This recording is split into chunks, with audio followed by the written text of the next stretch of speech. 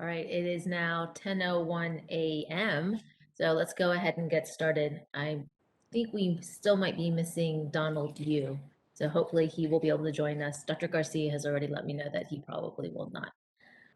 So let's go ahead and call to order this meeting today of January 7th, 2022. Happy New Year, everybody. And Ms. Linden, if you could go ahead and do a roll call so that we can establish quorum.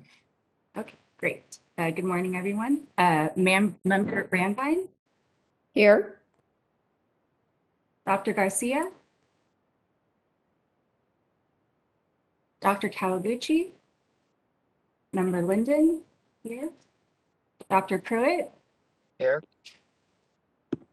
Member Sims,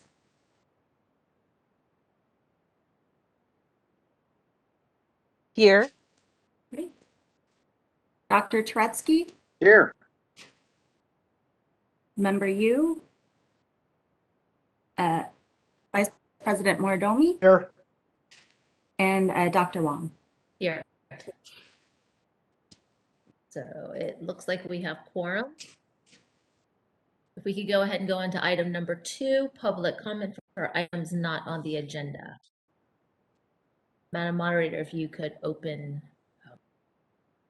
for public comment, please. Certainly. We are opening up the option for public comment. You'll see a Q&A icon or a question mark inside a box at the lower right corner of your computer screen. We do ask that you type the word comment in that text box and hit send, and we will take comments in the order received.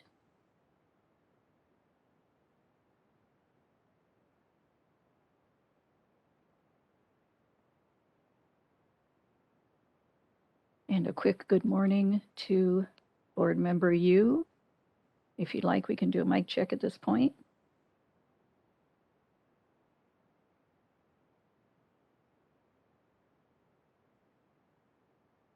And I see no requests for public comment. Would you like me to close that feature?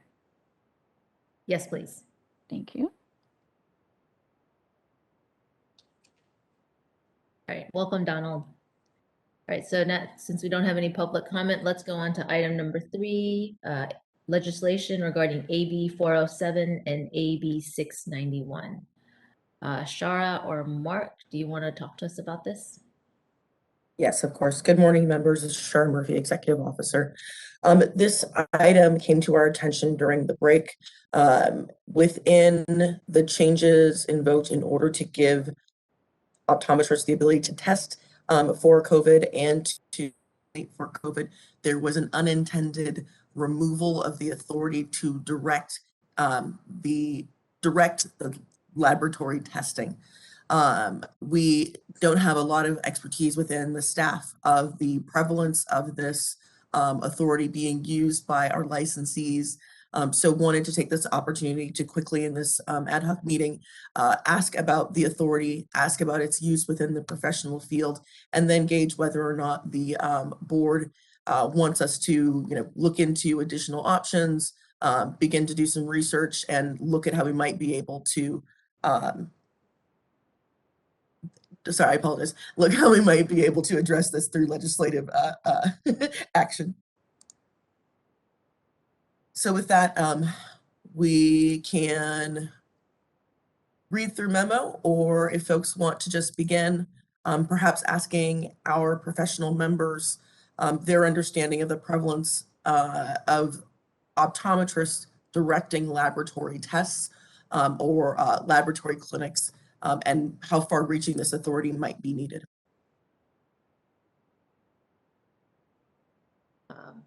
Does anyone have any comments? Dr. Turetsky, Dr. Pruitt? I think you two, yeah. All right, I'll jump in. I know of no optometrist who directs clinical laboratory work, so I don't know how this would impact us in any way. My guess would be if there's anybody in the public that has experience with this, possibly somebody if the COA is in the public, maybe they could give us some some background on it, because I know of no one that does this.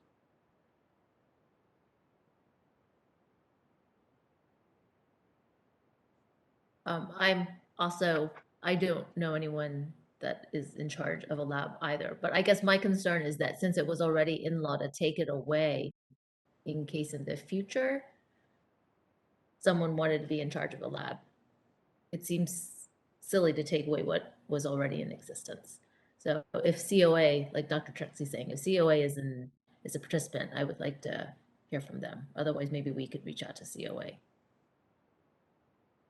I'm not seeing any representatives within the attendee list.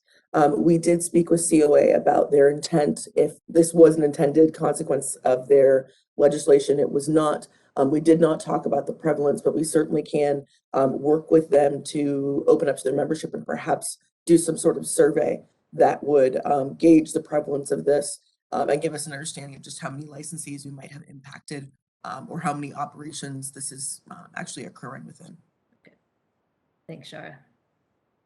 This is Joseph Pruitt. I was going to say, no, I do not know of any optometrists that's actively directing a laboratory, but I was just thinking in our organizational structure that I'm a part of, if you enter into certain administrative positions, which an optometrist surely could, then they would have the laboratory, our clinical laboratory would be under their purview. So kind of mirroring or piggybacking on what Dr. Wing said is that in the future, it potentially could have impact on optometrists depending on what role they take on in the future.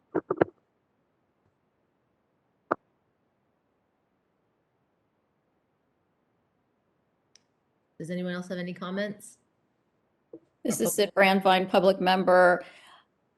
I would appreciate learning a little bit more about this. If staff can bring back what exactly it means and what we're directing, because then it will help guide us towards the enforcement piece as well.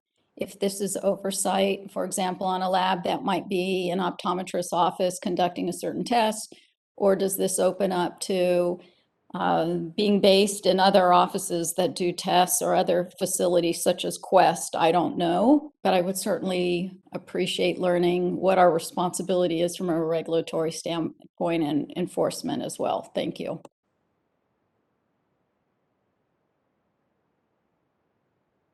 Anybody else have any other comments? It's Dave. What was I about to say? Would it be possible, Shara, for the board to send out one of its blast emails to all the ODs, asking for input on this in case there are, a few ODs in the state who are directing labs? Maybe they will respond and we can get an idea how this would impact them. Most certainly. We could also work this into our communication plan. Before the end of the month, we will send out our first quarterly enforcement bulletin. So we could include that in, which we know people always pay attention to, right? At least when it was printed. So perhaps we might get more eyes on it if we include that request, a survey for understanding of that of that practice within optometry. Most certainly. Thank you. It's Mark Morodomi, member. Just to keep an eye on the ball of, our limited staff resources. If no one in the profession cares about this, then I would not make it a high priority for our board staff to work on. I appreciate the president's concern about giving up something, but if no one cares about it, I'm not sure we want to spend too much effort lobbying the legislature to make the change. Like Dr. Pruitt was saying, if you're in charge of, let's say, a larger health clinic or larger health institution where you would then have purview over a lab, you wouldn't want to take that ability away from any optometrist. So certainly, yeah. If that would apply to that person, yes, I would agree with Dr. Pruitt. So I think it would, no matter what, be a very small percentage of optometrists currently, but in the future we don't know. So my whole thing is that if it was already in statute, it seems a little strange to take it away. Oh, and this is Member Linden. I agree with Dr. Wong. I think if kind of just to err on the side of caution, it seems like it was inadvertent to the extent that if we could kind of attach it to any other cleanup bill or something like that, that might not require so much, additional resources or time. I think that would, serve well not to accidentally take away someone's authority if they are already relying on it.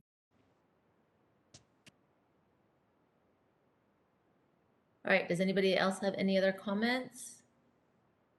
So Shara, if you could go ahead and maybe include that in that quarterly email, and if we could reach out to the COA to see if they have any other comments, that'd be great.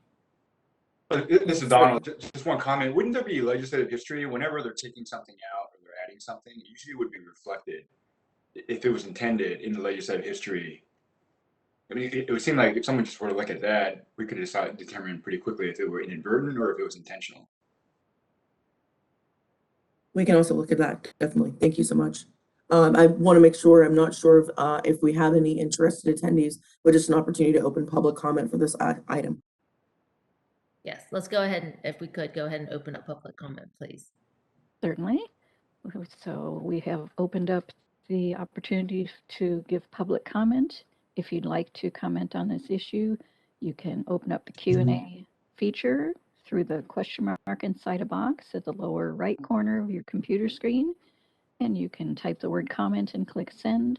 And we will give you, 2 minutes to speak on the issue.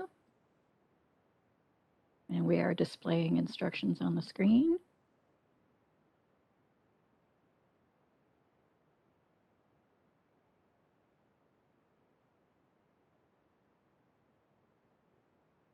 And I do not see any requests for public comment. Shall I close that feature? Yes, please. Yep. Okay, let's go ahead and go on to item number 4 regarding regulation discussion and possible action regarding the implementation of the mobile optometric office pursuant to Chapter 630 statutes of 2021. Shara? Excellent.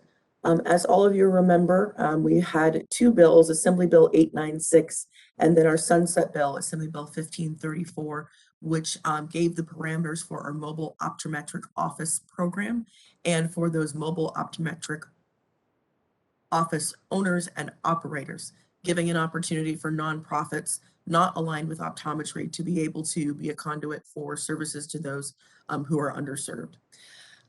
We have a big task ahead of us. This is a program that we, of course, are starting from scratch, but want to have an opportunity to let you know about our current progress and then to implore the board to create a 2-person work group that might be able to collaborate with staff more readily in order to move the development along. And if you'll give me just one moment, make sure that Genevieve, our new analyst, is able to speak.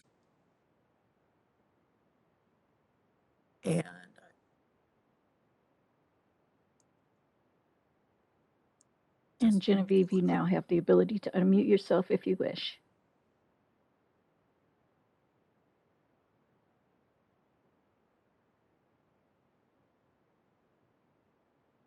And as you are calling in on a phone, it would be *6.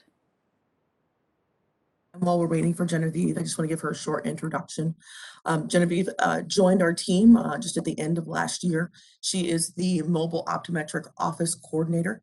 Genevieve comes to us from the Medical Board of California. She spent 3 years with the Medical Board as an analyst within the Enforcement and Complaint Review Unit. Genevieve is going to give you some insight into the work that she's been doing and how she intends to move forward in the development of this program. Hello, can you hear me? Yes, welcome. Okay, great. Thank you for providing this time to address the board and the mobile optometric office program stakeholders. I've spent the last couple of weeks gaining knowledge of the optometry licensing process while reviewing the 2 legislative bills establishing the mobile optometric office owner operator registration and the mobile office permit. I've also reviewed the proposed regulatory package established thus far. and will meet with the board's regulatory counsel, Danny Rogers, soon. Our agenda is to revise mobile optometric office regulations to the board meeting in March. We anticipate this timeline to allow compliance with the program's January 1st, 2023 statutory implementation date. We are also addressing the information technology needed for this new license process. Just this week, I spent several hours with DCA's technical team to discuss implementing the MOO registration application in Breeze. So we are scoping and developing timelines for the IT project that is funded explicitly through the board's 2021 through 22 budget change proposal. We will provide updates to the board when available. We have established initial communication with the Dental Board of California and the Dental Hygiene Board of California. Both of these regulate mobile service units for their professions.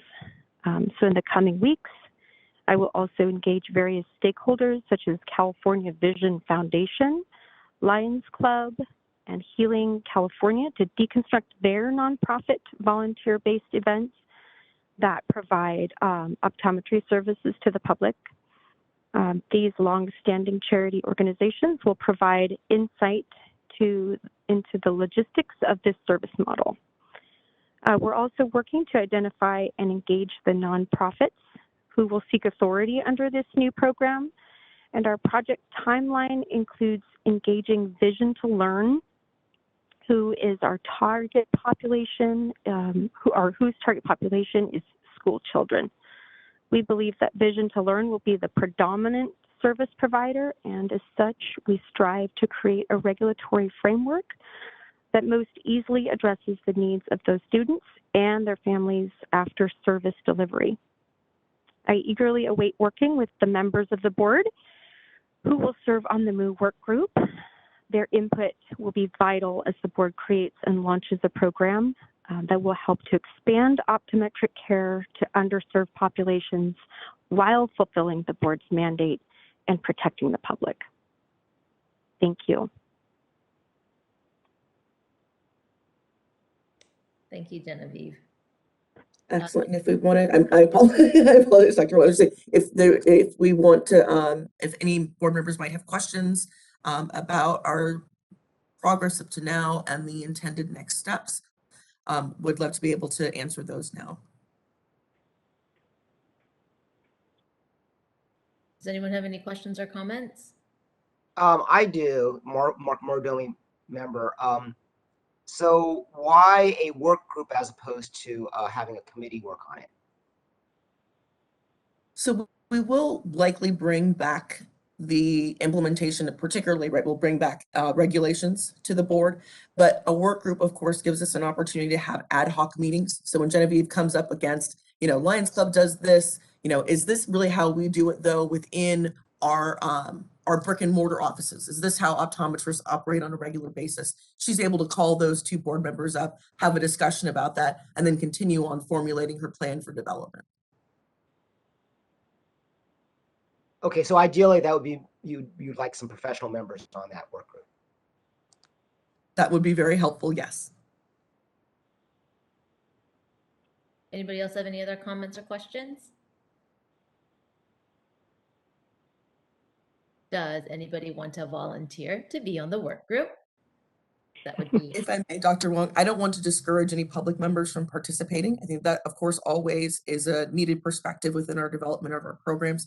So I don't want it to seem as though I'm looking for just two professional members. I think, though, it will be important to have someone who has a working knowledge of day-to-day operations within an optometric office. So I'm asking the full board, would anybody like to volunteer to be part of this work group?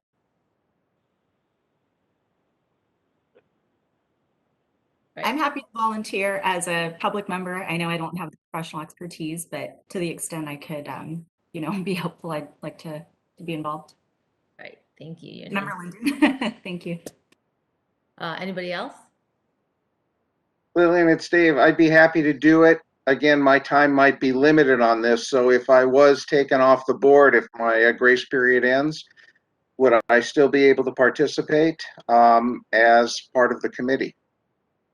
Shar, could I make Dr. Turetsky a special committee member like we've done in the past? So he would be a special work group member as opposed to special committee member. Right, the work group is even more ad hoc, so it's possible without sort of any action by you as president or the board that Dr. Turetsky would be able to continue to be a stakeholder who comments regularly upon the development of the program after his grace period ends in June. Okay. I'm happy to do it. All right, thank you. So I guess we have a work group of Dr. Turetsky and Ms. Linden. And if Dr. Turetsky needs to step down, we can always ask for, or no, but you would still continue. So I think we're good then. So I think we have our work group, Shara. Thank you both. Excellent. And just wanted to acknowledge Genevieve's hard work and her ability to jump in and be flexible. I think also too, we haven't mentioned that she's been spending lots of time, not just looking at the licensing program in general, but also at our registered dispensing ophthalmic device, our registered ophthalmic device dispensing businesses, right? That is the only other business license or registration that we have within the board. And so we are trying to make sure that we can use all templates, all IT templates, Breeze forms in order to ease the introduction of this program and to align our processes through the board. So I want to just welcome Genevieve and just say that she's really digging in to figure out the most expedient way for us to get this program up and running. All right, thank you, everybody. Shar, it's Dave. Quick request. Could you possibly send out a list of direct contact phone numbers through the, if we call the board's main number, the direct line to reach all of the current staff members? So if I've had a question directly for somebody, I can just go right to them and instead of going through the whole phone tree. And if anybody wants to give us their cell phone, that would be great too. But at least the board's direct contact number. So I will certainly, within the context of the work group, make sure that you're connected to Genevieve. I have a little bit of concern about the separation of administrative and policy oversight and sharing a full list of extensions. We also too, though, are currently going through an upgrade in our telephone system, so they'll no longer sit on our desktops, but be a part of our laptops within Microsoft Teams. So we will have a transition period in the next couple of weeks where we'll all be getting new phone numbers. Our public-facing phone numbers will stay the same, but all of our extensions will change. And certainly we'll make sure that committee liaisons for PEC, for CPOC, and for LRC our new extensions are made available to those committee members and those committee chairs. But yes, we will certainly make sure, Dr. Turetsky, that you're able to communicate efficiently with the staff as you're part of that work group. Sure. It's obvious from the legislation, you're probably aware of this. There may be ways to slice the apple in tranches, to mix metaphors. I note that the January 1st, 2023 is just for the creation of the registry and collection of the fee. So if there's a workload problem, I'm sure there are segments of regulations that can be done on a longer timeline. I get it, doing all of it at one time may be easier and more efficient, but I just wanted to point that out in the legislation. I think that that's an excellent point, Mr. Moridomi. We certainly are going to be focusing on the development of the licensing program, and really we'll see, as we dig into that we'll have regulations that need to, undergird that. And I certainly do see that, as we begin to move through this program and entities, nonprofits are licensed and more permits are submitted, right, where nonprofits are restricted to only 12 mobile units for the first 2 years of the program. As we start to come around to that renewal cycle, and as we start to look at those quarterly reports, I think we certainly will have a lot more to say about the regulation on the enforcement end. And so I think you will just naturally see a split. But I think that's an excellent suggestion. I think we'll keep that top of mind as we move forward as well. Thank you.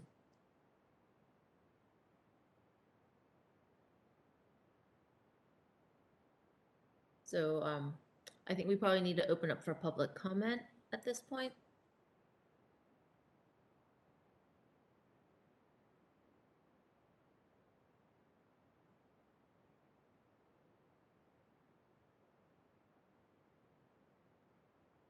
And thank you for your patience. We have opened up the Q&A section of WebEx to allow public comment on this issue. If you would like to make a comment, you can type the word comment into the text box that is behind the question mark icon in the lower right corner of your WebEx screen. Or if you're on a mobile device using the app, it's behind the 3-dot other options. And we will give each commenter 2 minutes to speak, and we'll take comments in the order received.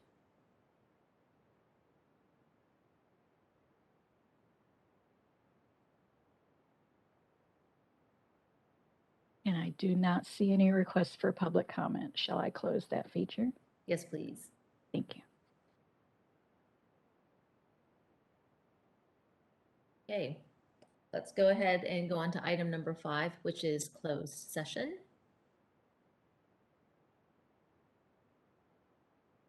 And this is the moderator. We will be moving the non-essential, non-board member staff members out of the panelist list into the attendees list. But please do know that everyone who's in the attendees list, the meeting will adjourn immediately after closed session. They will not come back to an open session. So if you would give me one moment to facilitate that. And if Just real quickly, and just say thank you very much, members, for your time this morning. I'm glad we were able to pull this together and to get a few quick business items out of the way. Thank you all very much, and Happy New Year. Happy New Year, Shara. And